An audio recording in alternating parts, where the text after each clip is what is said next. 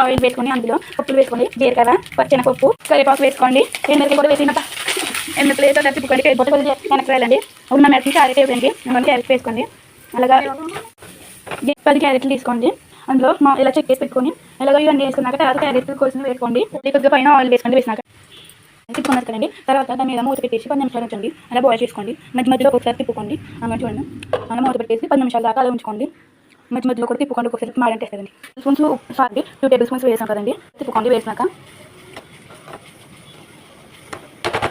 తిప్పుకున్నారు కదండి. ఇలాగ తిప్పుకున్నాక మూత పెట్టేయండి. మూత పెట్టినాక అలా బాయిల్ చేయండి. టేబుల్ స్పూన్ దాకా పసుపు వేసుకోండి. తర్వాత ఒకసారి తిప్పుకోండి. కొంచెం మొత్తం కలిపోయేదాకా తిప్పుకున్నాక మళ్ళీ మూత పెట్టేయండి. ఉన్నారు కదా, ఇందులో 2 హాఫ్ చెక్కలు ఇలాగ వేసుకోండి. ఇలా కొట్టి వేసుకొని ఇందులో వేసుకోండి. జాగ్రత్తగా కూర్చోండి. మొత్తం ఒకసారి కలుపుకోండి. సేమ్ యాజ్ పీస్ కలుపుకోండి. మొత్తం క్యారెట్ ఫ్రైలో కలిసిపోయేలాగా కలుపుకోండి. కోకోనట్ అని తిప్పుకున్నారండి. తర్వాత మూత పెట్టుకోండి.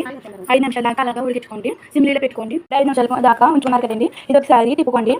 చూసుకోండి, మాకైతే ఒక సరిపోలేదండి. ఒకసారి వేసుకొని తిప్పుకుంటున్నామండి. మీకు టేస్ట్ తీసుకోండి. స్వీట్ తగ్గడానికి కొద్దిగా హాఫ్ టీ స్పూన్ కారం వేసుకోండి. వేసుకున్నాక ఒకసారి తిప్పుకోండి.